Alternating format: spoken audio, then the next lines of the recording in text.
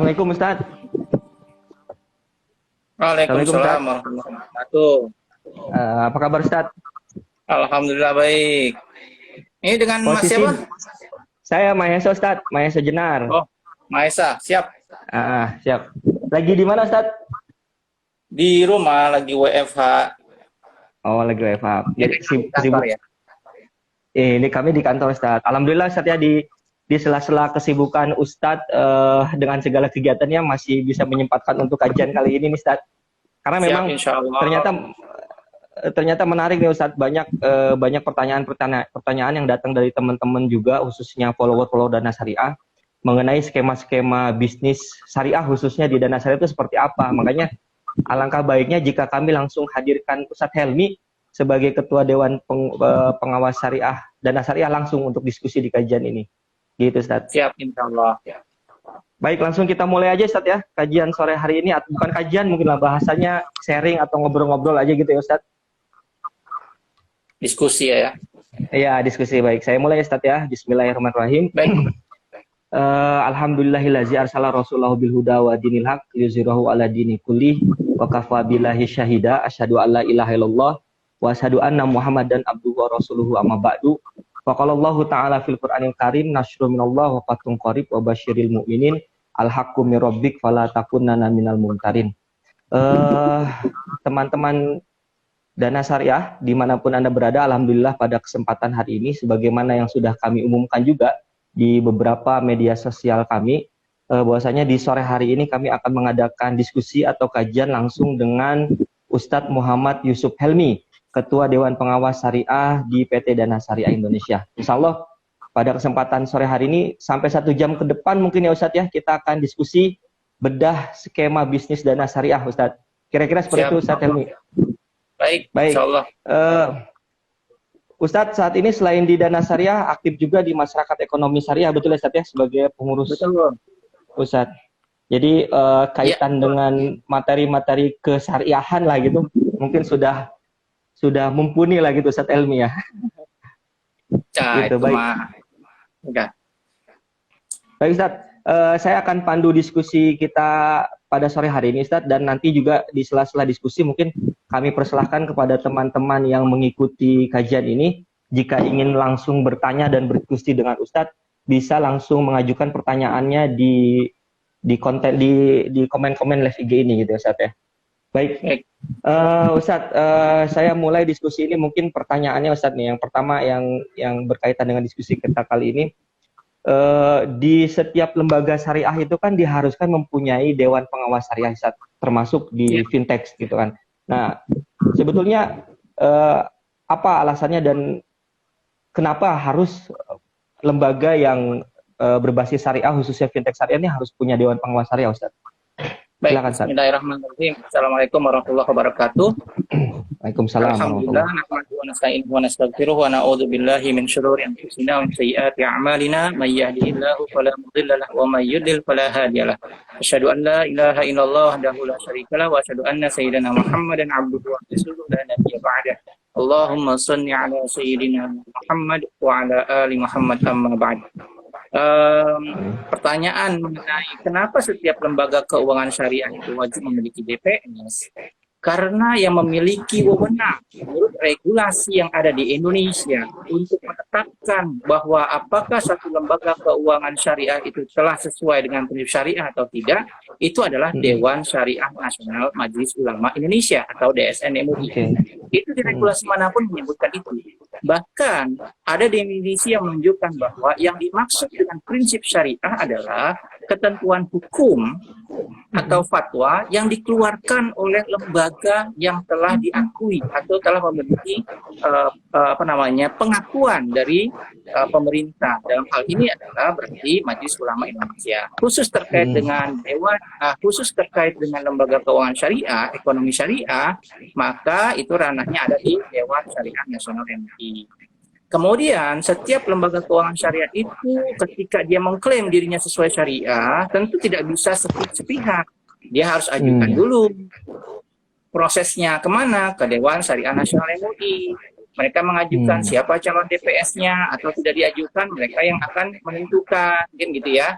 Tentu ketika melakukan screening itu, baik itu usulan dari pihak industri maupun dari DSN sendiri, tentu ada standarnya, harus ikut syariah, training syariah, harus ikut pada fatwa apa segala macam. Mereka harus tanda tangan kontrak bahwa mereka harus menjunjung tinggi nilai-nilai syariah, harus menjaga nama baik syariah, segala macam itu. Karena Dewan Pengawas Syariah itulah yang akan menjadi tangan kanannya Dewan Pengawas Syariah itulah yang akan menjadi tangan kanannya Dewan Syariah Nasional di setiap lembaga-lembaga keuangan syariah, kan gitu ya. Mereka memiliki wewenang apa? Wewenang pertama, ya kan, memastikan bahwa lembaga keuangan syariah tersebut telah berjalan sesuai dengan prinsip-prinsip syariah yang tercantum sebagaimana ada pada Fatwa Dewan Syariah Nasional MUI. Kalau terkait dengan fintech atau finansial teknologi, maka dia rujukannya apa? Rujukan yang paling utamanya adalah Fatwa DSN nomor 117. Jadi bukan setiap lembaga keuangan syariah itu bukan berarti dia berhak mengklaim syariah, kemudian berhak menentukan sendiri DPS-nya tanpa kemudian ada lembaga yang menjustifikasi, yang memberikan rekomendasi secara resmi. Kalau kayak begitu, nanti bisa bahaya dalam pengertian tidak memberikan kepastian hukum. Kenapa?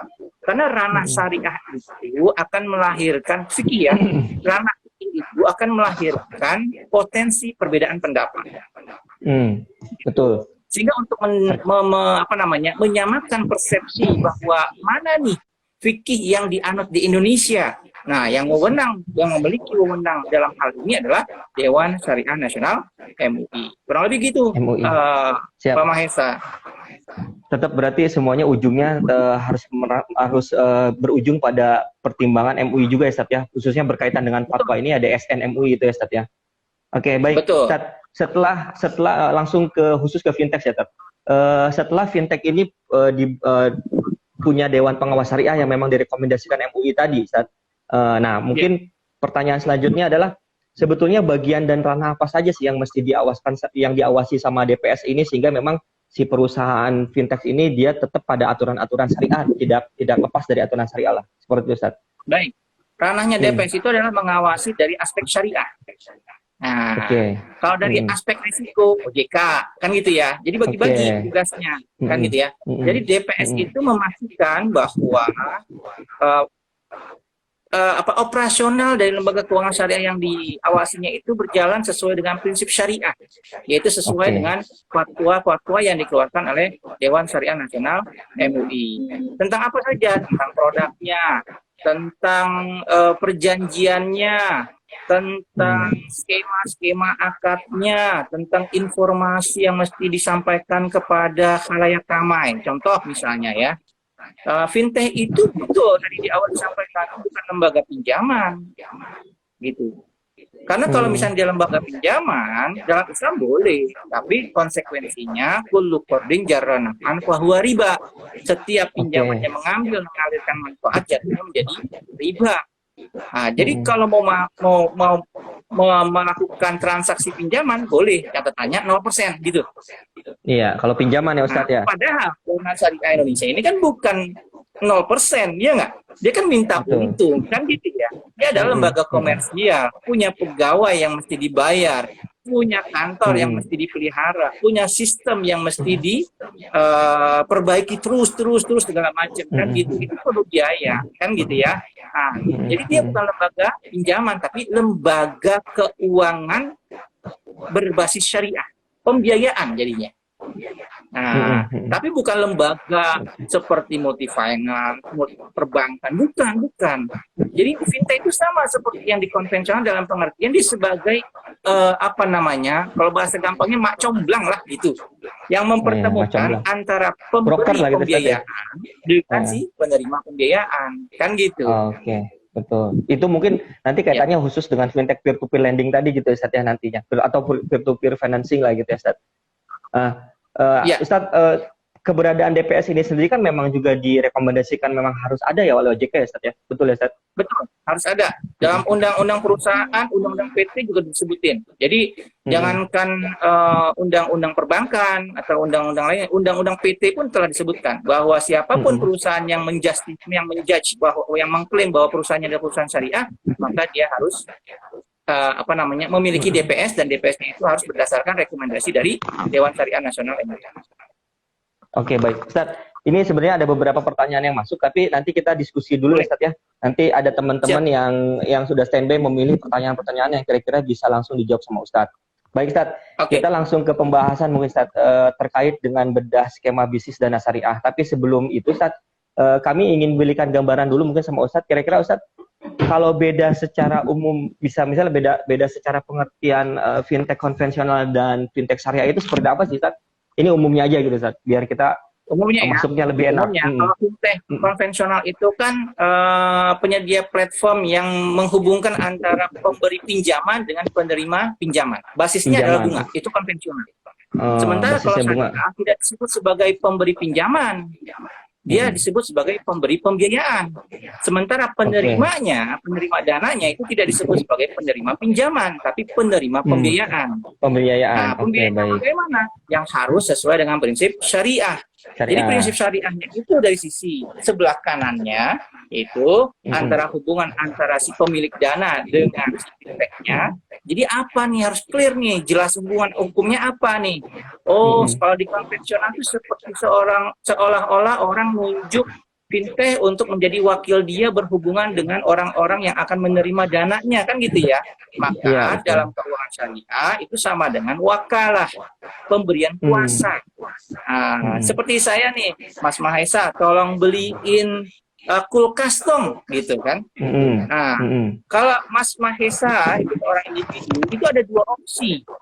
Opsinya apa? Baik Pak, saya akan tolongin.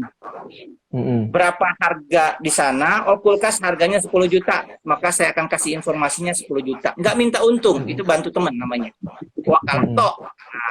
Tapi kalau misalnya Mas Mahesa bilang, saya bersedia melakukan tugas ini, tapi saya minta bayaran. Kalau saya setuju, maka saya bilang, oke. Berapa minta bayarannya? Sekian, oke. Misalnya 10%, siap. Tapi cariin yang bagus ya, oke. Maka nanti dia akan cari itu barangnya, kemudian saya selaku orang yang butuh barang akan bayar sejumlah barang plus dengan keuntungan yang diminta oleh Mas Mahesa sebagai kompensasi atas jasa yang telah diberikan. Jadi kurang lebih gitu Jadi Mas Mahesa itu mendapatkan fee. Jadi memberi kuasa, saya memberi kuasa kepada pihak yang bersedia untuk melaksanakan kuasa tersebut sesuai dengan apa yang saya maui, itu dengan kompensasi berupa ujroh atau fee, wakalah bil ujroh. Itu di sisi hubungan hukum antara penerima pembiayaan sama si fintech, pemberi pembiayaan dengan si fintech. Nanti fintech akan menyalurkan, kan gitu ya, kepada si pemberi pembiayaan, kepada si penerima pembiayaan. Akadnya apa? Bisa macam-macam. Mau akad jual beli boleh, mau akad bagi hasil juga boleh. Sekarang pertanyaannya, dana syariah mainnya di mana, kan gitu? Mau pakai bagi hasil boleh, karena Nabi mempraktekkan. Mau melakukan jual beli juga boleh, karena Nabi juga mempraktekkan. Ketika mau mengambil dua-duanya boleh, memilih salah satu pun boleh, kan gitu. Mau memilih yang mana? Mungkin dari aspek risiko maunya jual beli aja deh. Oke, nggak apa-apa jual beli. Sehingga ketika misalnya saya bilang kepada Mas Mahesa, ada yang mau beli laptop saya nggak? Oh gitu. Oh boleh Pak, ada, siap, nanti saya cariin gitu. Kalau bisa saya mau jualnya untungnya 15% ya, misalnya gitu. Tolong cariin ya. Nah, kemudian masing-masing cariin. Siapa yang butuh laptop? Nah, nanti harga belinya akan menjadi, bukan harga beli, harga jualnya adalah 15% 15% dari harga pokok. Mm-mm. Karena sistemnya itu akan menggunakan akad murabahah Merubah. gitu ya, Oke, baik. dari harga beli gitu. Sehingga kemudian Mas Mahesa akan menyampaikan ke saya kalau ada orang yang bersedia untuk membeli barang tersebut dengan margin 15%, akan bilang kepada saya, tuh Pak Helmi ini udah ada nih yang bersedia untuk membeli barang, yang Pak Helmi bersedia untuk berikan Mm-mm. pembiayaannya dengan margin sebesar 15%. Karena kalau wakalabil ujro itu dia harus jujur berapa dia jual kepada si pemberi pembiayaan, Pembeli penerima pembiayaan, pembiayaan. penerimaan. Karena yang namanya murabah itu adalah bagian dari bai al amanah, gitu. Hmm. Dia bagian dari jual beli amanah. Dia harus jujur berapa harga yang dia telah beli dan berapa margin yang harus dia, berapa margin yang dia kenakan. Margin itulah, nilai margin itulah yang kemudian dia juga harus informasikan kepada si pemberi pembiayaan. Nah, itu di luar konteks ujroh yang diminta oleh si DSI kepada pemberi pembiayaan, penerima pembiayaan. Kurang lebih gitu, Pak Mas. Oke, baik. Pak Maisa. Jadi memang kalau sebuah perusahaan mengklaim bergerak di bisnis yang berbasis syariah, memang ada aturan-aturan yang mengikat di situ ya Ustadz ya, yang memang harus Betul. tunduk Tidaknya dia patuh harus dengan buat. akatan. Apa aja Betul. tuh Ustadz? Secara kesyariahan, dia harus patuh pada fatwa Dewan Syariah Nasional RI. Gitu. Baik, itu satu Ustadz. Secara operasional, risiko, bisnis, maka dia harus patuh pada regulasi yang membawahinya, yaitu apa? Peraturan OJK. Otoritas Jasa Baik. Keuangan. Jadi nggak bisa Baik. kalau ada pihak yang mengaku bahwa saya fintech syariah atau saya lembaga keuangan syariah, tapi nggak terdaftar di OJK, nggak bisa. Itu ilegal. Gitu. Dia tetap harus terdaftar di OJK, harus tunduk dan patuh pada POJK yang mengatur lembaga keuangan tersebut. Apa itu? POJK nomor 77 tahun 2000 berapa? 2016 ya? 2016. Gitu. Oke, baik. Siap Ustaz.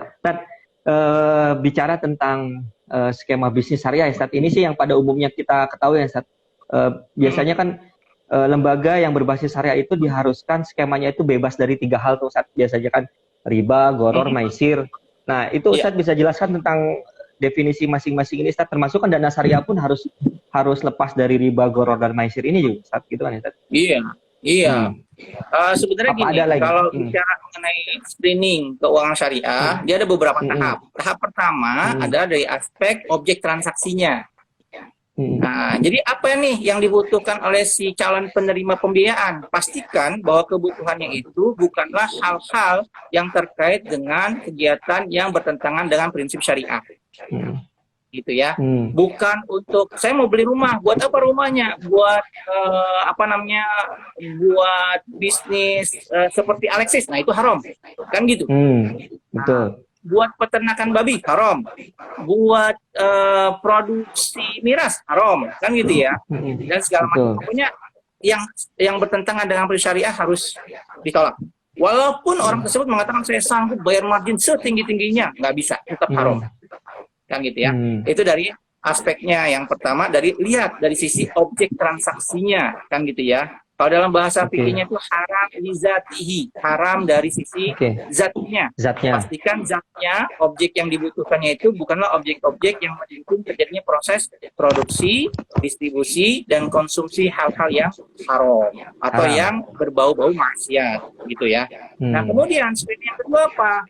Screening yang kedua adalah pastikan kalau objeknya sudah halal, cara transaksinya juga harus halal.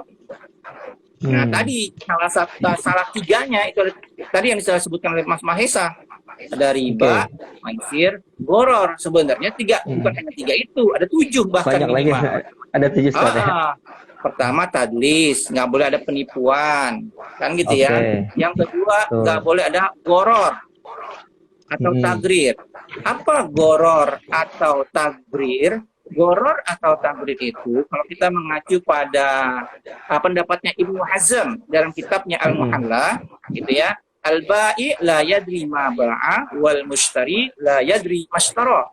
Penjual dan pembeli sama-sama nggak ngerti apa yang sedang mereka transaksikan. Nggak jelas misalnya dari sisi kualitasnya. Beli barang tapi nggak jelas, nggak disebut spesifikasi barangnya. Saya mau beli motor, oke siap, harganya berapa, 10 juta, tapi nggak jelas motor yang mana, kan gitu. Yang pertama. Yang kedua, jumlahnya alias kuantitasnya harus jelas. Saya mau beli motor, tapi nggak disebutin motornya berapa banyak. Haram. Yang ketiga adalah dari sisi harganya.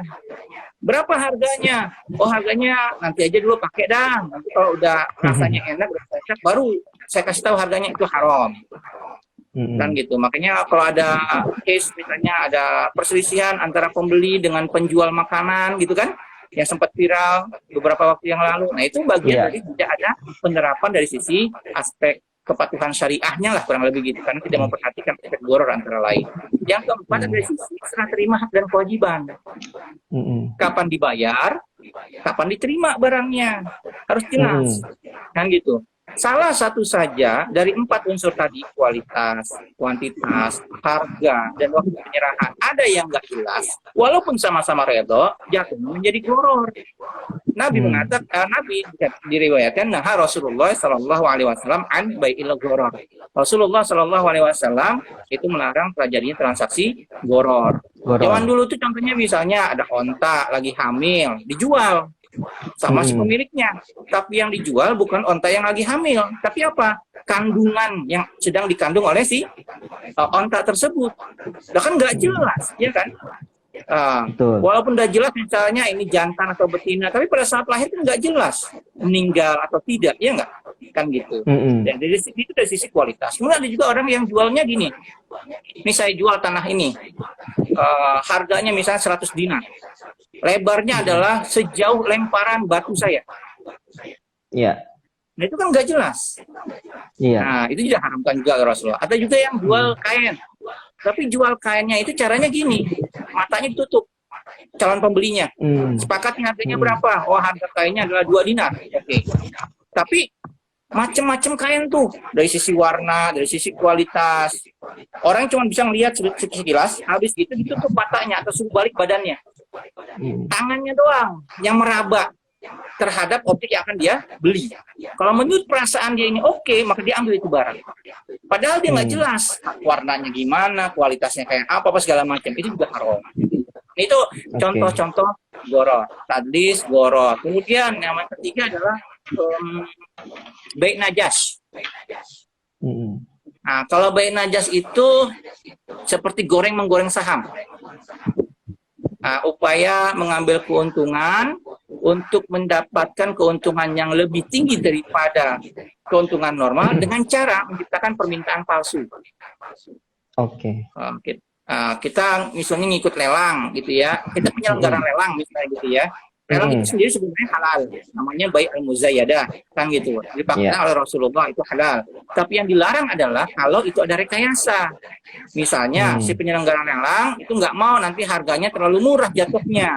Makanya dia minta orang-orang tertentu yang menjadi kenalan dia untuk pura-pura sebagai peserta lelang. Yang fungsinya yang fungsinya itu bukan sebagai pembeli, tapi sebagai inspirator, motivator, provokator untuk naikin harga. Jadi harganya melambung tinggi, melebihi kebutuhan, melebihi harga normal. Nah, itu menggoreng saham lah contohnya. Pencitraan lah kurang lebih betul. Itu yang ketiga. Yang keempat ihtikar. Yang keempat ihtikar. La yahtakiru illa khati, kata Nabi. Nah, orang yang melakukan ihtikar itu pasti berdosa. Apa itu ihtikar? Menimbun barang. Nah, bahkan dalam bahasa fikih secara umum itu namanya iktinas, melakukan penimbunan terhadap harta. Apa yang harusnya diproduktifkan tidak diproduktifkan, diidlekan. Punya tanah banyak tapi nggak dibangun, nggak disewain, nggak dipinjemin, cuma ditatap, kemudian dimasukin ke status Facebook, status Instagram apa segala macem, kan gitu. Itu haram tuh, iktinas. Kata Allah, alladzina yaknizuna dzahaba wal fiddah wa la yunfiquna fi sabilillah fabashshirhum bi'adzabin alim. Orang-orang yang punya dinar dan dirham kemudian tidak membelanjakannya di jalan Allah. Membelanjakan di jalan Allah itu artinya tidak bertentangan dengan prinsip syariah. Fabashshirhum, berikan mereka kabar gembira. Berupa apa? Bi'adzabin alim, dengan azab yang sangat pedih. Nah, jadi punya uang nggak boleh dianggurin, nggak boleh disimpan di lemari, di bawah bantal, di bawah kasur, ditatap, kemudian difoto. Iya, artinya nggak boleh disimpan ya kan? Betul. Nggak boleh disimpan. Kalau uang itu memiliki nilai dan berlaku saat ini, itu nggak boleh dianggurin, gitu ya. Yang keempat. Yang kelima, ini yang menjadi faktor utama lahirnya lembaga keuangan syariah, namanya riba. Oke. Riba secara bahasa artinya tambahan. Ya, Ustaz. Tapi tidak setiap tambahan itu disebut sebagai riba. Karena orang jual beli juga ada tambahan dong. Ini keuntungan. Ribahun, hampir-hampir mirip tuh. Ribahun sama riba. Secara pengucapan sekilas hampir mirip. Riba, ribahun.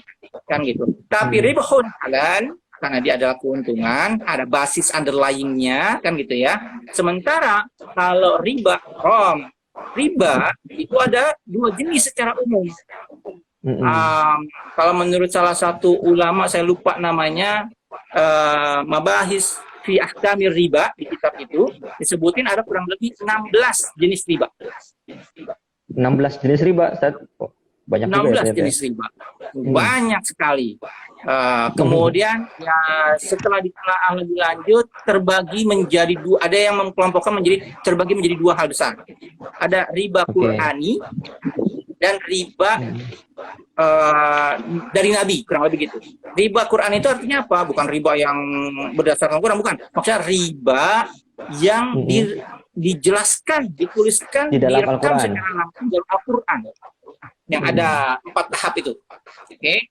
Apa itu? Yang direkam dalam Al-Quran adalah riba jahiliyah, riba yang terjadi pada masa Arab jahiliyah. Apa itu? Dari 2 pintu dia. Pintu pertama adalah dari tambahan yang diperoleh dari pinjam meminjam. Saya bilang, Mas Mahesa, pinjemin saya uang dong, berapa? 10 juta. Oke, balikin nanti jadi 10 juta 100.000 ya. Nah gitu. Nah itu, walaupun saya seikhlas-ikhlasnya gitu, oke siap, saya akan bayar nanti dengan tambahan 100.000, jatuhnya menjadi riba. Nah, baik yang mintanya itu adalah si pemilik dana, maupun yang menjanjikannya itu adalah si orang yang membutuhkan dana, tetap haram. Gitu. Formulanya adalah, bagi yang memiliki dana, haram hukumnya meminta tambahan lebih, haram meminta tambahan lebih, haram dijanjikan lebih. Itu konteksnya adalah pinjaman. Pinjaman. Nah, saya harus garis bawah ini, pinjaman. Pinjaman.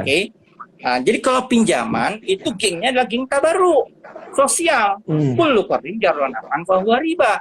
Kalau kita sepakat melakukan transaksi pakai akadnya adalah akad pinjaman, maka konsekuensinya adalah tidak boleh menerima keuntungan dalam bentuk apapun. Bukan hanya rupiah aja, dalam bentuk apapun. Bukan hanya rupiah. Mas Mahesa pinjam uang dari saya bilang, oke, berapa? 10 juta, siap, mau balikin kapan? Setahunnya akan datang, siap, saya nggak minta apa-apa, tapi pijitin saya dulu. Nah, itu namanya pijitan ribawi. Pijitan ribawi, ya. Pijitan ribawi. Karena ada kelebihan di situ. Betul, ada keuntungan yang diperoleh oleh si penerima, pemberi pinjaman, kan gitu. Atau misalnya saya bilang gini, Mas Mahesa, ini saya kasih pinjam 10 juta. Ya, tapi itu nanti rumah ya, kalau nanti mau jual, jualnya ke saya ya, atau prioritaskan ke saya ya, gitu. Jadi yang harusnya Mas Mahesa punya keleluasan untuk menjual rumah, menawarkan rumah itu kepada siapapun, itu kemudian malah prioritaskan ke saya sebagai balancing terhadap, sebagai kompensasi atas saya bersedia untuk memberikan pinjaman. Itu menjadi haram, jatuhnya menjadi riba. Ada yang memakai sebagai kelompok soft ini fi soft cost, atau al-bai'atain fi bai'atain. Nah, al-bai'ah fi bai'atain. Kurang lebih gitu.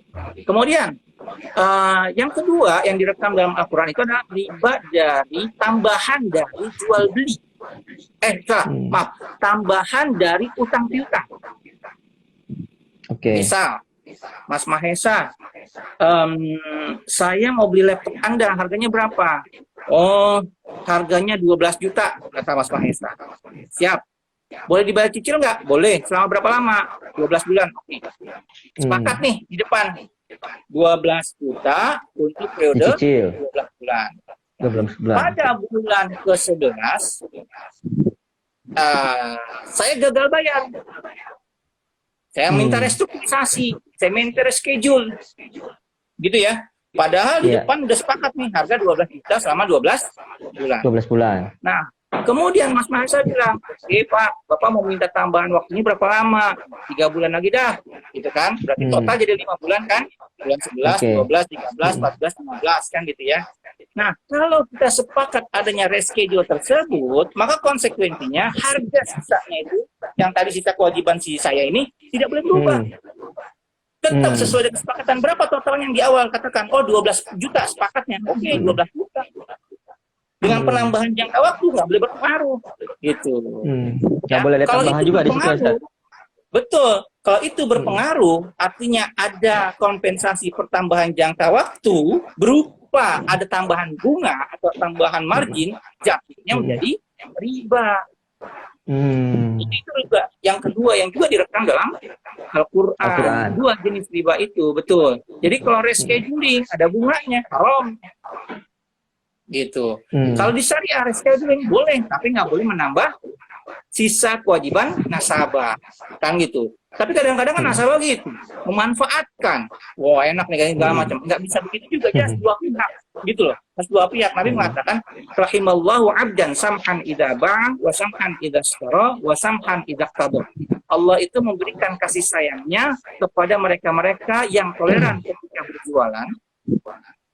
Artinya kalau jual jangan terlalu mahal, perhatikan kemampuan atau daya beli pasar, kan gitu ya. Perhatikan harga pasar kayak apa, kompetisinya seperti apa. Kemudian rahimallahu abdan samhan idza ishtara, memberikan kasih sayangnya kepada mereka yang toleran ketika membeli. Ya kalau beli barang nawar jangan terlalu rendah. Gitu. Jadi sama-sama menggunakan perasaan antara penjual sama pembeli. Maka ketika terjadi pertemuan antara permintaan dengan penawaran, itu dalam ilmu ekonomi disebut dengan equilibrium price, kan gitu secara Islami. Kan. Yang ketiga adalah rahimallahu abdan samhan idza qada. Allah memberikan kasih sayangnya kepada mereka yang toleran ketika menagih utang. Jadi kalau ada orang berutang, kemudian pada jatuh waktu dia nggak sanggup bayar, gitu ya. Kata Nabi, lihat dulu, jangan langsung dieksekusi. Lihat dulu itu maknanya apa? Lihat, apakah dia tidak mampu bayar atau tidak mau bayar. Dua hal yang berbeda. Gitu. Betul. Kalau tidak mau bayar, kejar. Harus dikejar. Kenapa? La dharara wa la dirar. Kan gitu. La muslimuna wa la tuzlamun. Itu kan bagian dari penerapan hifdzul mal. Menjaga harta, maqasid syariah, kan gitu ya.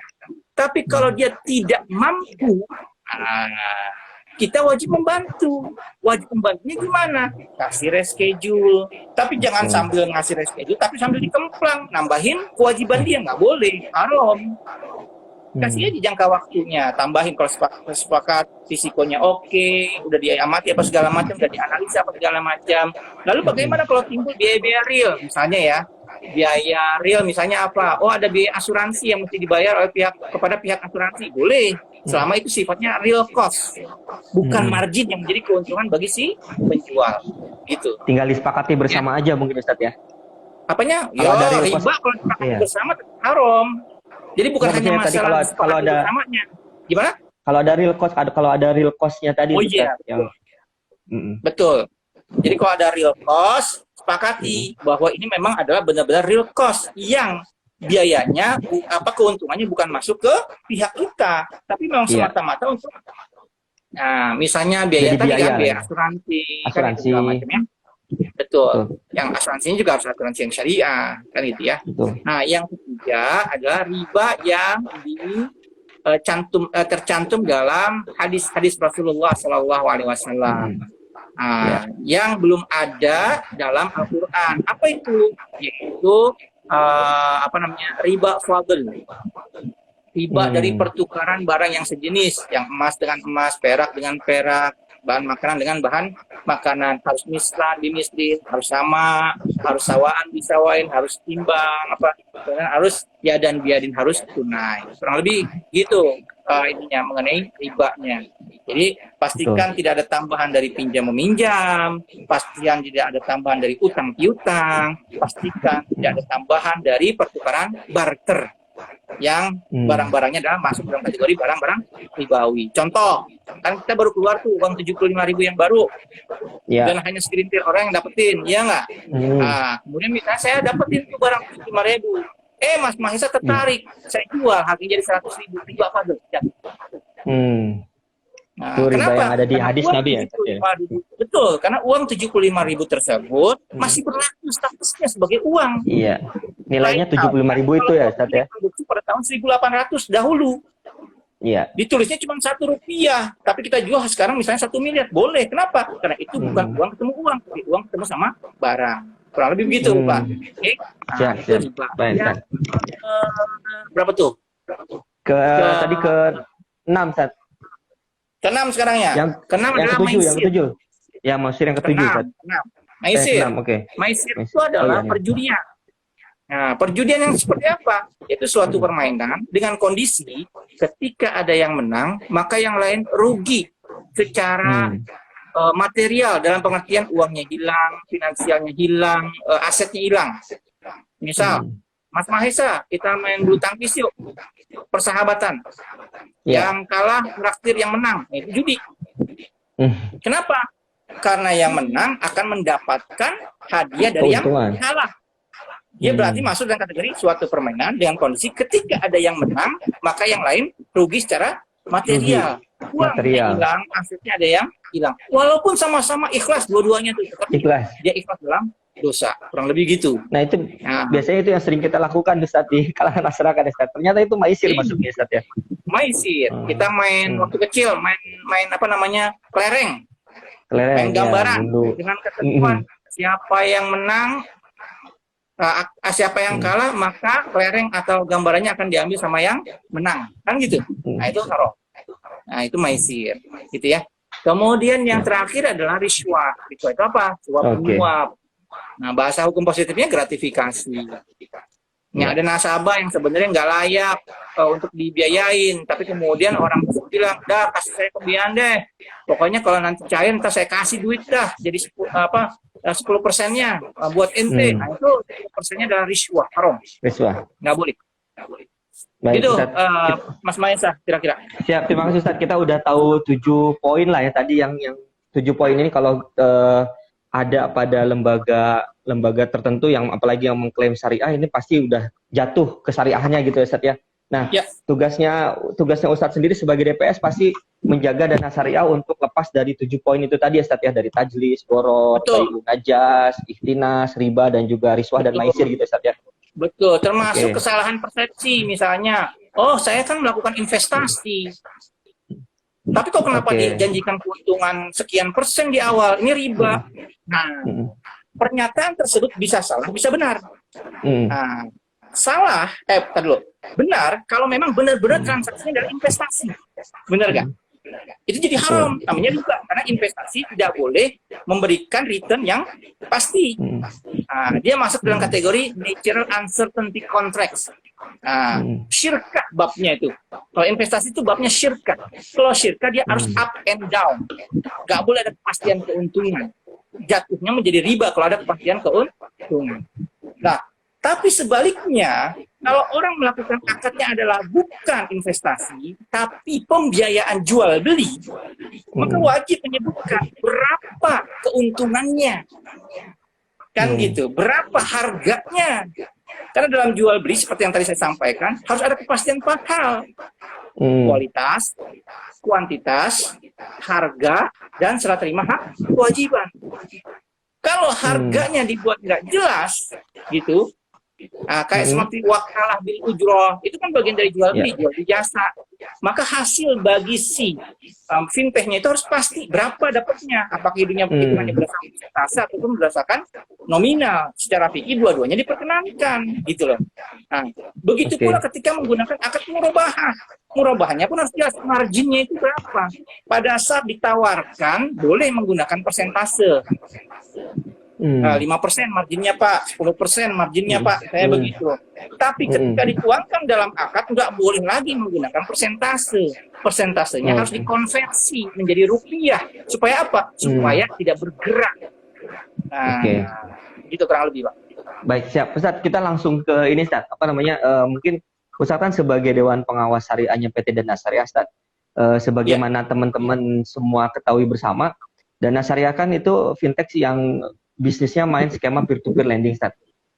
Peer-to-peer financing lah kita sebutnya gitu. Ada sisi, ada pendana, juga ada borrower. Nah, Ustadz bisa jelaskan nggak, Ustadz, sebagai Dewan Pengawas Syariah yang ada di Dana Syariah, skema bisnis apa saja yang khususnya dalam akad-akad syariah yang digunakan oleh Dana Syariah, baik ke pendana seperti pendana Dana Syariah seperti apa dan juga ke borrowernya seperti apa gitu, Ustadz. Mangga, Ustadz. Oke. Misalnya gini, saya butuh, katakanlah ya, butuh barang gitu ya, barang apa ya, gampangnya laptop lah gitu ya. Yang menjadi fintechnya adalah Mas Mahesa. Oke. Saya bilang kepada Mas Mahesa, saya butuh laptop. Laptopnya gini, saya udah datengin ke tokonya. Dia jualnya harga 10 juta. Kata Mas Mahesa, bisa melalui kami. Nanti saya carikan siapa yang bersedia untuk memberikan pembiayaan. Gitu kan. Di kami, biasanya kami minta marginnya misalnya adalah 10% dari harga beli. Oke. Terus saya bilang calon pembelinya ini, oke, saya siap membeli, gitu kan? Atas dasar proposal dari saya, kesediaan komitmen saya bahwa saya akan melakukan transaksi dengan DSI dengan margin sekian, kan gitu. Itu baru komitmen ya, belum akad ya. Maka proposal tersebut sama Mas Mahesa ditawarkan kepada orang-orang yang bersedia untuk menjadi pihak pemberi pembiayaan. Pihak yang memberikan pembiayaan. Bahasanya bukan yang bersedia melakukan investasi, bukan. Kenapa? Karena ini bukan akadnya bukan set investasi.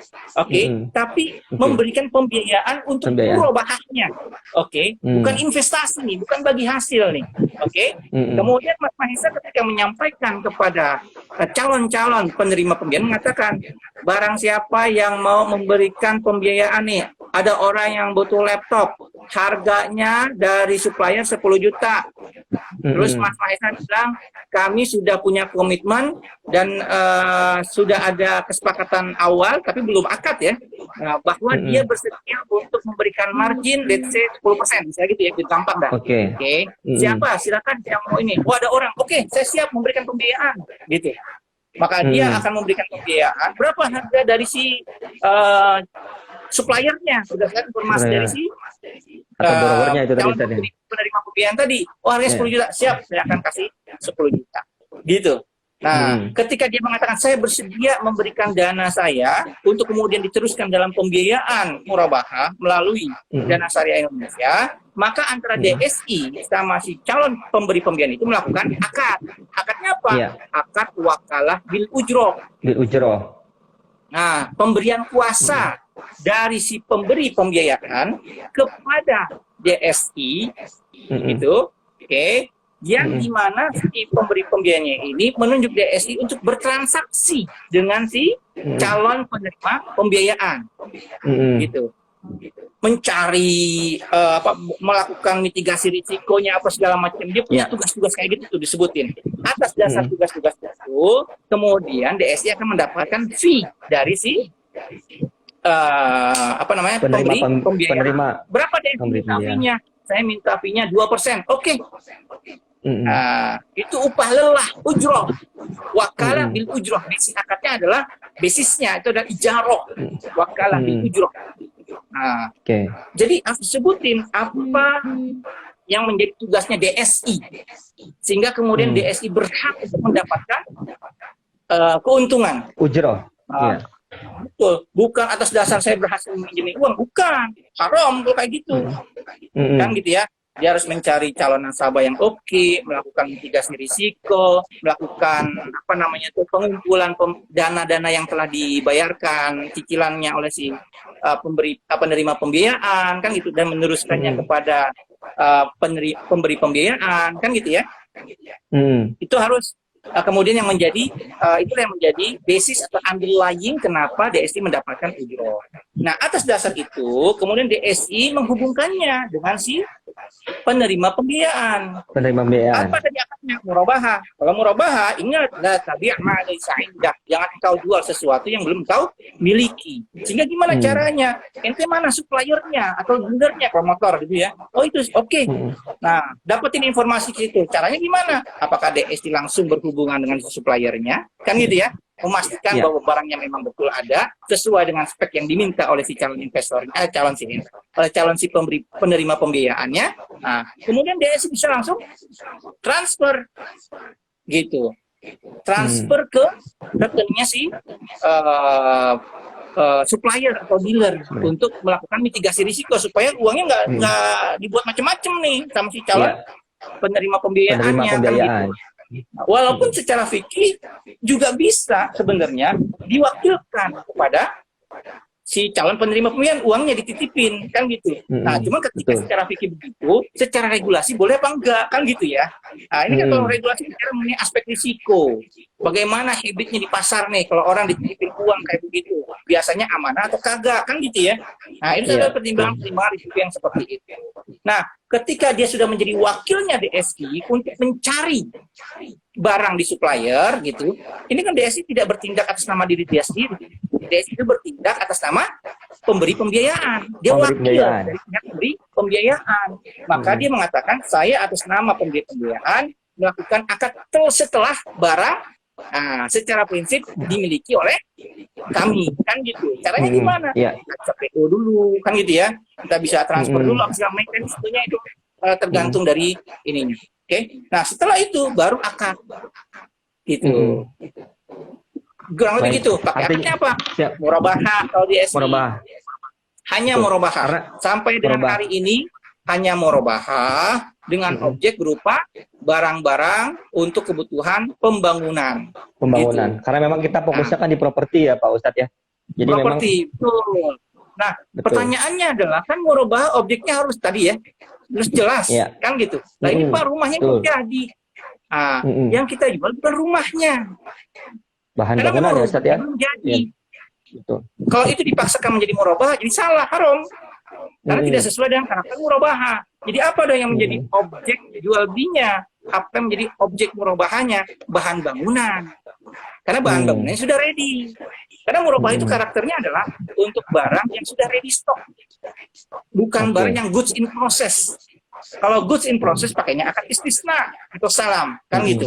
Tapi kalau dia barangnya harus dibuat sudah ready stock, maka dia bisa menggunakan akad murabaha. Masalahnya rumahnya belum ada. Yang ada apa dong? Kan gitu ya. Karena kalau tunggu rumahnya kan butuh waktu berapa lama, kan 3-6 bulan segala macam kan gitu. Oh berarti yang sudah ready adalah bahan bangunan. Jadi bahan bangunannya yang diperjual belikan, yang harus dicantumkan dalam akadnya gitu. Batu batanya, semennya, pasirnya, termasuk jasa tenaga kerjanya, segala macam kayak gitu. Baik, artinya secara ringkasnya akad yang kita gunakan dengan pemberi pembiayaan itu kita menggunakan wakalah bil ujrah tadi Ustadz ya. Wakalah bil ujrah. Betul. Dengan penerima pembiayaan kita menggunakan akad jual beli murabahah itu ya Ustadz ya. Dan objek jual belinya pun bukan rumah ya Ustadz ya, tapi bahan bangunan yang kita belikan terlebih dahulu. Dari situlah kita minta margin ya Ustadz ya. Betul. Nah dari margin inilah yang nanti akhirnya kita berikan ke pemberi pembiayaan. Kira-kira kurang lebih seperti itu Ustadz ya. Nah, betul. Ada beberapa kita minta margin dari si penerima pembiayaan 12, maka 12 itu kita kasih kepada si penerima pemberi pembiayaan. Ini yang 12 kita kasih, kan gitu ya. Terus kita bilang DSI-nya kepada si pemberi pembiayaan, kami minta fee-nya. Oke, sesuai perjanjian tadi 2%. Oke. Nah, gitu. Makanya ini mungkin betul Ustaz. Terkait juga dengan beberapa pertanyaan dari masyarakat Ustaz yang kami juga di lapangan sering temukan. Kenapa kok Dana Syariah sudah berani memberikan presentasi dengan angka yang sudah fix? Nah, salah satunya karena itu tadi Ustaz ya, karena kita menggunakan akad murabaha, betul kayak seperti itu Ustaz. Ya, kita menggunakan akadnya murabaha. Cuma masyarakat kita kan belum begitu familiar dengan teori-teori akad syariah. Oleh karena itu harus ada proses literasi dan sosialisasi kepada masyarakat supaya tidak salah kaprah. Pertama, jangan pernah menggunakan istilahnya pinjaman, nggak boleh. Karena kita minta untung. Kalau kita ngomongnya pinjaman tapi minta untung, jatuhnya menjadi riba. Yang kedua, jangan pernah menggunakan istilahnya adalah investasi. Karena kita tidak melakukan investasi, kita melakukan transaksi jual beli, mewakili dari si pemberi pembiayaan, gitu. Nah, jadi pertama itu. Yang berikutnya adalah tentu wajar masyarakat banyak bertanya seperti itu karena banyak case juga di luaran sana yang investasinya abal-abal, ya nggak? menjanjikan keuntungan yang bombastis apa segala macam. Ujung-ujungnya dananya dilarikan, kan gitu ya. Banyak kasus di luar Jakarta atau di dalam Jakarta gitu. Nah, jadi dari sisi DSI-nya juga harus ada proses sosialisasi, kemudian bahasanya juga harus diperhalus, jangan kemudian ngikutin kemauan kebiasaan orang yang kalau dikasih untung tinggi langsung bung gitu, jangan. Jadi harus ada secara bertahap memberikan informasi sehingga ada proses pendidikan, edukasi kepada masyarakat, sehingga masyarakat juga semakin cerdas gitu. Jadi bukan hanya termakan oleh masalah, untung banget nih, tapi juga dari aspek kesesuaian syariahnya dia juga makin cerdas kan gitu ya. Pertama dia harus lihat apa, ini sudah terdaftar belum di OJK, pastikan itu dulu. Kalau belum jangan dah gitu, tinggalin dah, pilih aja yang telah terdaftar di OJK. Yang kedua, apakah dari sisi risiko trennya saat ini lagi naik atau lagi turun? Dia kan harus ada itu tuh, pertimbangan-pertimbangan seperti itu di sisi orang calon yang akan memberikan pembiayaan. Berarti mereka adalah masyarakat yang cerdas. Sehingga nanti kalau di lapangan dia menemukan hal-hal yang ganjil, dia mesti langsung bertanya, melakukan klarifikasi kepada DSI. DSI harus aktif memberikan informasi dengan cara misalnya media seperti ini dilakukan secara rutin, kan gitu ya. Kemudian pembekalan pengetahuan kepada teman-teman di bagian marketing, sehingga kalau ada masyarakat yang bertanya atau bahkan ada yang ragu, itu bisa langsung dijawab dengan cara yang baik. Jangan kemudian mentang-mentang yang bertanyanya emosi, kita juga jawabnya juga emosi, jadi nggak ketemu tuh, kan gitu. Closing kagak mesti dapet kalau kayak gitu ya nggak. Jadi harus dengan ahsan, dengan cara yang ahsan, nah begitu.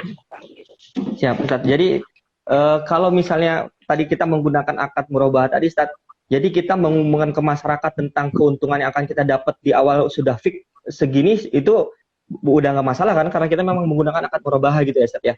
Betul. Jadi akad yang komersial dalam keuangan syariah, gini, bentar. Saya sampaikan dulu gambaran besarnya ya. Jadi akad dalam keuangan syariah itu cuma ada dua pilihannya. Akad komersial alias tijari atau tijaroh, dan yang kedua adalah akad sosial atau tabarruk. Ya. Silakan dipilih mau akadnya komersial apa sosial. Tentukan di awal gitu ya. Mau bantuin atau mau melakukan pembiayaan, ini dua hal yang berbeda. Kenapa harus dilakukan di awal seperti ini? Karena memiliki konsekuensi hukum yang bertolak belakang. Kalau minta untung wajar, namanya juga akad komersial, akad tijari, ya kan? Bahkan Imam Al-Ghazali dalam kitab Ihya Ulumuddin mengatakan bahwa tidak ada batasan maksimal keuntungan yang diatur dalam syariah selama dua unsur terpenuhi. Tidak ada unsur penipuan dan tidak ada unsur paksaan. Jadi meminta keuntungan sebesar-besarnya dari akad komersial wajar, gitu. Kata Nabi, rahimallahu abdan samhan indaba dan seterusnya, kan gitu ya. Yang kedua, akadnya tabaru. Kalau kita memilih akad tabaru menolong, maka pastikan konsekuensinya apa? Tidak ada keuntungan yang diterima oleh pihak yang memberikan pinjaman atau kebaikan tersebut.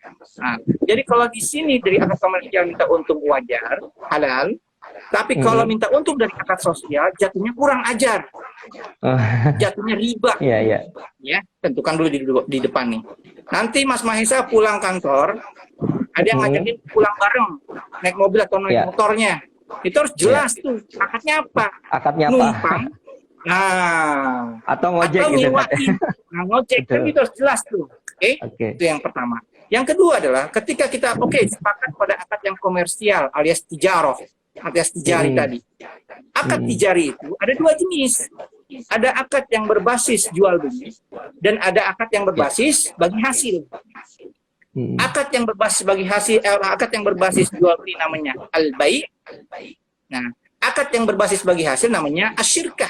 Dua hal yang berbeda. Dua hal yang berbeda nih. Harus pasti di depan nih. Mau kita memilih yang mana? Oke, akadnya akad komersial, profit oriented. Tapi akad profit oriented yang sebelah mana? Yang jual beli, apa yang bagi hasil? Kenapa? Karena dua-dua ini memiliki konsekuensi yang berbeda, karakter yang bertolak belakang. Kalau jual beli, dia sifatnya harus fix and predetermined. Harus pasti di awal. Mau jual beli barang atau jual beli jasa, harus pasti di depan. Apa tadi 4 unsur? Apa? Kualitas, kuantitas, harga, dan waktu serah terima hak dan kewajiban. Kalau salah satu saja dari 4 unsur ini ada yang nggak jelas, maka transaksi jual beli jatuh haram karena mengandung unsur gharar tadi. Gitu ya? Oke. Sebaliknya, kalau kita memilih akadnya adalah bagi hasil, dia adalah karakter akadnya natural uncertain contract. Akad-akad yang tidak bisa dipastikan di awal berapa keuntungan. Karena yang namanya syirkah, bagi hasil, investasi, harus mengandung 3 unsur kemungkinan. Untung, rugi, atau tidak untung dan tidak rugi. Nah, sehingga yang harus kita sepakati adalah nisbahnya berapa di antara para pihak di awal. Nisbah itu apa? Persentase keuntungan yang dihitung dari keuntungan. Bukan persentase keuntungan yang dihitung dari setoran modal atau setoran pokok, bukan. Tapi dia dihitung dari hasil keuntungan. Sehingga persentasenya kita tetapkan di awal, tapi nominalnya belum kelihatan dapatnya berapa. Kenapa? Karena objek yang kita bagi hasilkan tadi belum ketahuan berapa untung atau ruginya. Kan gitu, belum ketahuan hasilnya. Jadi kalau nanti sudah ada hasilnya, baru kelihatan tuh, 40% yang kita sepakatin di awal tuh ternyata untungnya 1 juta, berarti dapatnya adalah 400.000. Kan gitu. 60% itu maknanya berarti apa? Oh, setelah realisasi ternyata 1 juta untungnya, berarti 600.000. Gitu. Dan jadi, kalau rugi pun harus ditanggung bersama ya, kalau yang sirkah itu tadi. Gimana? Kalau yang skemanya bagi hasil sirkah tadi pun, kalau rugi pun harus bagi rugi juga ya, Ustaz, ya gitu ya? Harus bagi rugi. Cuman bagi ruginya itu kan supaya bagaimana nanti di lembaga keuangan syariah kan kita masih tetap ada ngikut aturan LPS, lembaga penjamin simpanan. Karena bagaimanapun kita nggak hidup terlepas dari hukum positif, ada LPS kita, kan gitu ya. Kalau pakai akad bagi hasil atau mudharabah gitu ya, seperti yang ada di bank-bank, maka dia ada LPS, syarat ketentuan yang ada, misalnya tidak boleh lebih dari 2 miliar, kemudian ya itu aja, karena tidak terikat dengan permasalahan tingkat suku bunga. Dan dana syariah sendiri berarti akadnya kita pastikan lagi pakai akad jual beli tadi itu ya, tijarah dan murabahah tadi ya, Ustaz. Jadi di awal pun kita boleh menentukan keuntungan ya, Ustaz. Betul. Ya gimana, Ustaz? Sekali lagi saya tegasin. Akad antara DSI dengan para pemberi pembiayaan adalah wakalah bil ujroh, pemberian kuasa dengan kompensasi berupa fee. Akad antara DSI sebagai wakil dari pemberi pembiayaan, ya, sekali lagi, akad antara DSI sebagai wakil dari pemberi pembiayaan dengan pihak penerima pembiayaan itu adalah murabahah. Apa itu murabahah? Jual beli yang dilakukan penyerahannya secara di awal, tapi pembayarannya dilakukan secara cicilan. Dan objeknya pun tadi bahan bangunan ya, Ustaz ya. Kalau misalnya memang fokusnya dana syariah properti bukan rumah. Betul. Baik. Dan calon penerima pembiayaannya itu harus jujur, dia ungkapkan berapa hasil negosiasi dia dengan si dealer waktu dia mau tawar-menawar itu, proses penawar-menawar itu. Jadi harga bahan bangunan si A, B, C-nya itu berapa, clear. Harus disampaikan secara jujur kepada DSI. Karena itu akan dicantumkan dalam DSI. Dalam murabahah itu harus ada 3 informasi tentang harga. Harga beli, yaitu harga dari suppliernya berapa, kemudian margin yang kita minta berapa, kemudian dibanding menjadi harga jual. Kalau begitu, itu nature dari murabahah. Karena tadi ya, murabahah adalah bagian dari jual beli amanah. Baik, alhamdulillah Ustaz.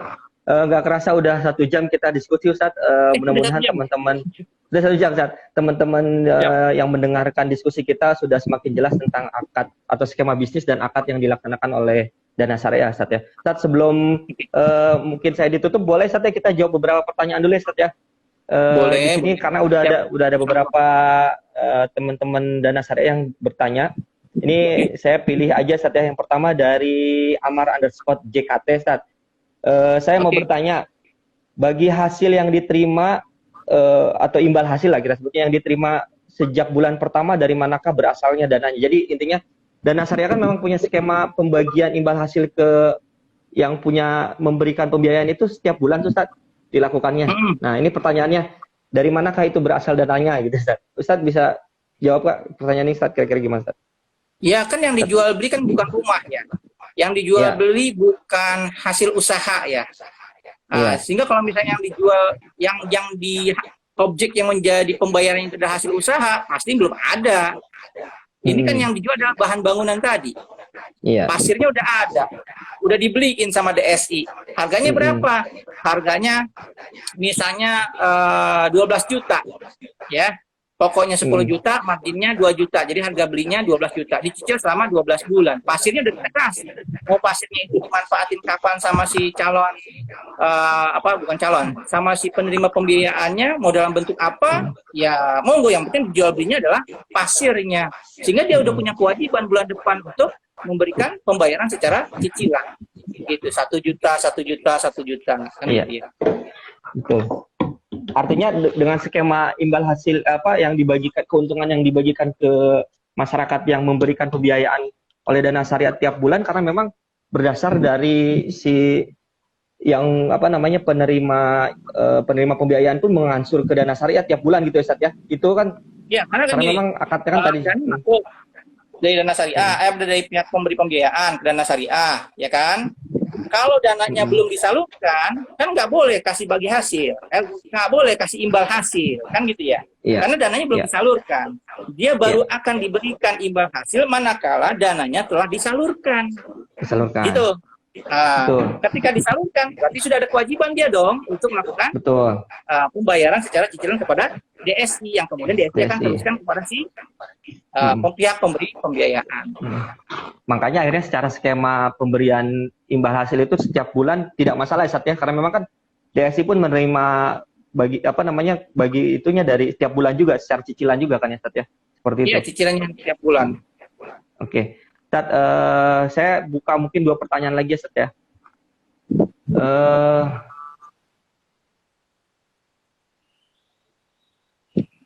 Nah, ini ada pertanyaan dari Arif BNST.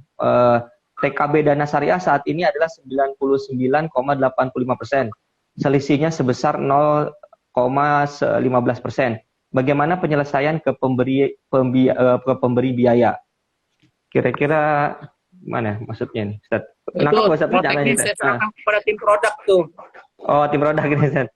Iya. Nah, Gimana paling ini Ustaz, TKB Dana Syariah saat ini kan adalah TKB-nya kan 99,85%. Dana yang berhasil disalurkan. Iya, betul. Nah, bagaimana penyelesaian ke pemberi pembiaya ketika maksudnya ada TKB yang gagal bayar lah gitu, Ustaz. Ini kan terkait dengan mitigasi resiko Dana Syariah mungkin ya, Ustaz, nantinya kan. Betul. Itu ngikut pada aturan yang ditetapkan oleh OJK. Gimana kalau misalnya ada yang macet-macet seperti itu, kan gitu ya? Iya. Betul, oke, baik. Sebentar. Ini ada beberapa pertanyaan, Ustaz. Mungkin saya pilih. Nah, ini Pak. Mohon, ini dari Aska Ahdi, Ustaz. Mohon dijelaskan bagaimana Dana Syariah memastikan bahwa murabahah dijalankan sesuai dengan prinsip syariah. Itu Ustaz. Ada pertanyaan dari Aska Ahdi. Mohon dijelaskan bagaimana Dana Syariah memastikan bahwa murabahah dijalankan sesuai prinsip syariah. Bagaimana, pertama, Ustaz? Dana yang diminta gini ya. Pertama, Dana Syariah nggak boleh kasih sembarangan pembiayaan kepada pihak manapun. Dia harus punya tuh bisnisnya, kan gitu ya. Ada. Kalau bicara mengenai pembiayaan properti, tentu teman-teman DSI sudah punya pengetahuan yang mumpuni untuk memantau, memapping risiko-risiko apa yang biasanya muncul, kan gitu ya. Dari aspek syariah, pastikan apa? Pastikan objek yang dibelinya tersebut sesuai dengan apa yang dia komitmenkan di awal.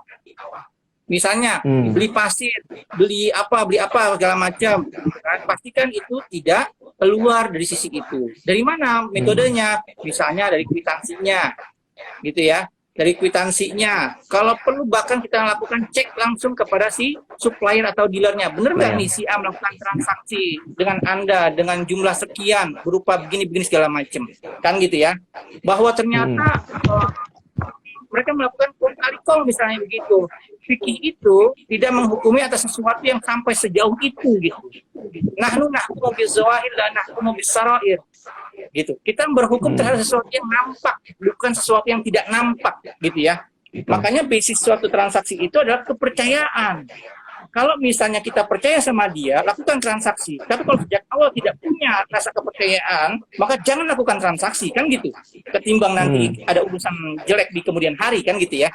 Nah, jadi pastikan bahwa objek yang dibelinya itu sesuai dengan apa yang diminta atau dikomitmenkannya sejak awal. Nah, DPS juga harus kami melakukan review secara periodik terhadap dokumen-dokumen perjanjian, baik di sisi dengan pembiayaan maupun dengan sisi penerima pembiayaan, gitu ya. Nah, nanti kita lakukan secara random, gitu. Kita ambil, kita cek satu persatu, kemudian kalau perlu ada tahapannya kita melakukan klarifikasi kepada si pihak-pihak yang bertransaksi dengan DSI. Benar nggak transaksi ini telah terjadi? Benar nggak dananya telah ini segala macam? Untuk memastikan apa? Tadi syariah compliance.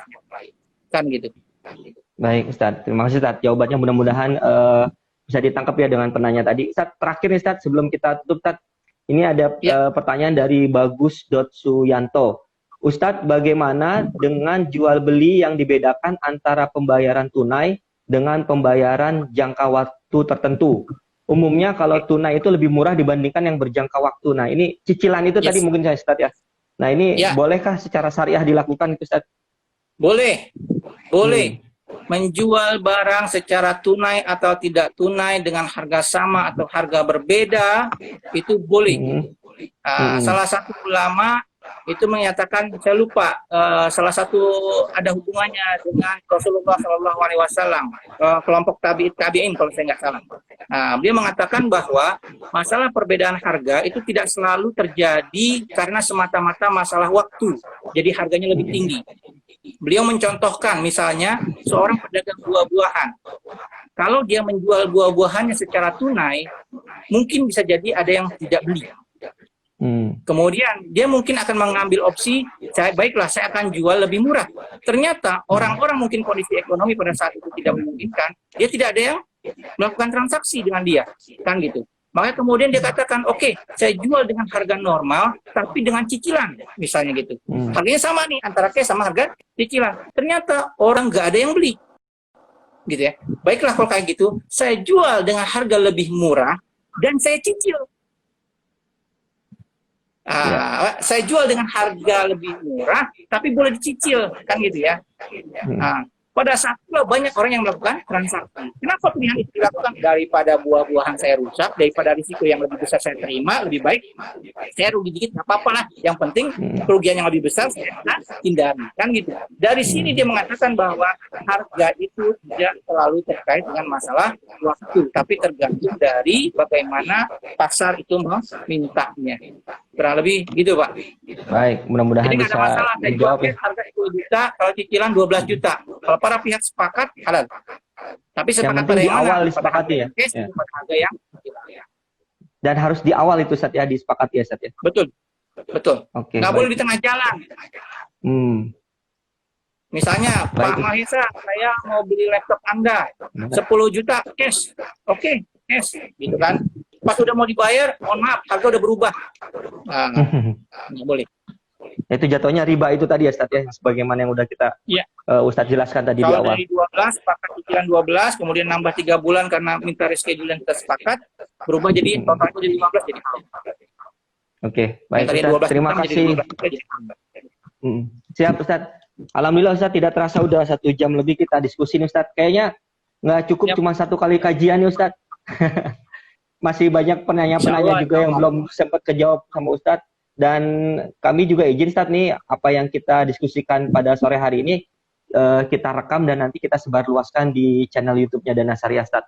Jadi mudah-mudahan banyak yang bisa mengambil manfaat.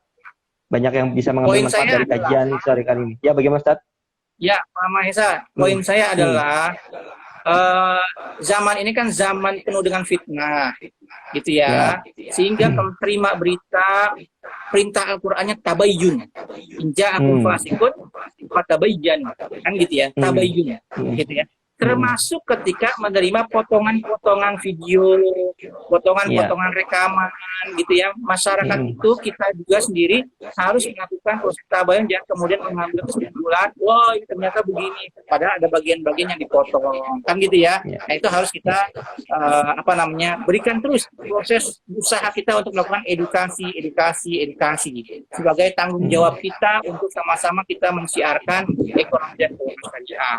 Di sisi yang lain, teman-teman dari para user DSI, kami sangat berharap banyak masukan, kan gitu ya, yang membangun tentunya, bukan yang dijatuhkan, kan gitu, demi keberlangsungan dari ekonomi dan keuangan syariah kita. Yuk sama-sama kita kawal nih ekonomi dan keuangan syariah, baik dari sisi DSI-nya, harus yuk semangatnya adalah semangat syariah, kan gitu ya. Kita sama-sama menjalankan sesuai dengan prinsip syariah. Dari sisi masyarakat, yuk kita kawal nih supaya kita sama-sama terus tetap berada pada real, kan gitu ya.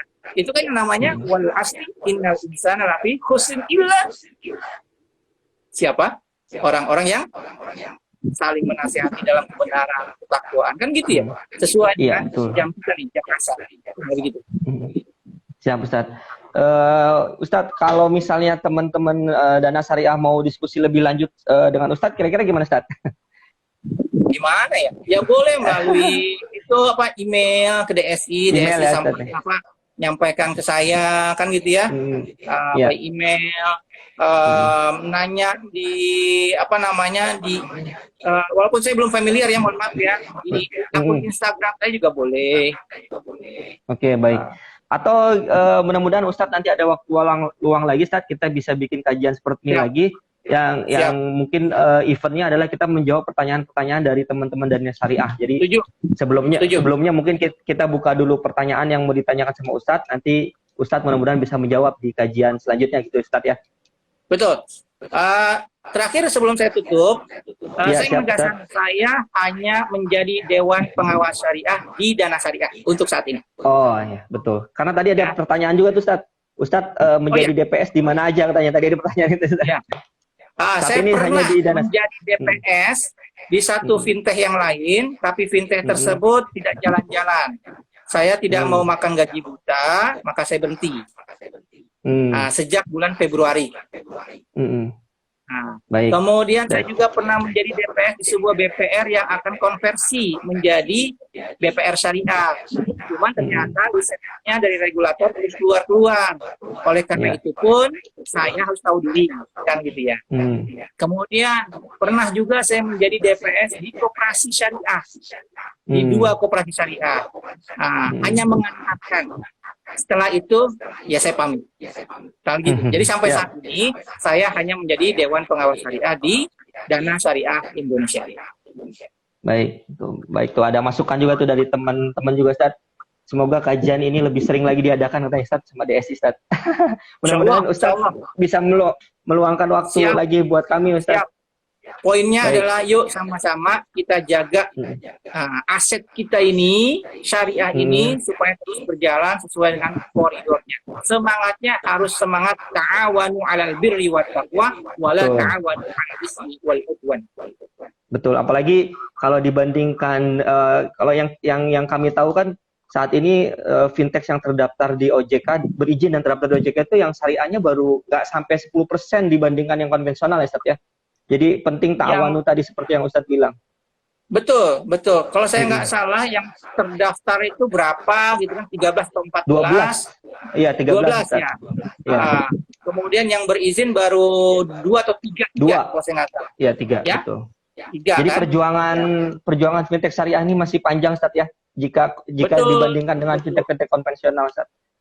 Betul, ya, makanya jangankan fintech syariah, fintech konvensional kan baru sesuatu yang merupakan sesuatu yang baru, ya kan? Orang juga banyak yang bertanya tentang bagaimana sih mekanisme yang konvensional, apalagi yang syariah, kan gitu. Betul. Ya. Siap Ustadz, terima kasih banyak atas waktunya Ustadz. Udah Sama-sama. 1 jam lebih kita berdiskusi. Mohon maaf Mudah-mudahan kalau ada yang salah-salah, misalnya ada yang salah ucap, mohon dikoreksi. Insya Allah baik. kita siap terima segala macam masukan dan koreksi yang membangun supaya syariah tetap berjalan sesuai dengan koridor itu. Ya, kami baik, kita ucapkan juga terima kasih banyak Ustaz kepada teman-teman Dana Syariah yang alhamdulillah sekitar 1 jaman lebih ini sudah mengikuti diskusi kita Ustaz. Buat teman-teman Dana Syariah yang tidak mengikuti dari awal, insya Allah kajian ini kita rekam dan nanti kita akan upload ulang ke channel YouTube-nya Dana Syariah. Baik Ustaz, Siap. waktu juga yang memisahkan kita Ustaz.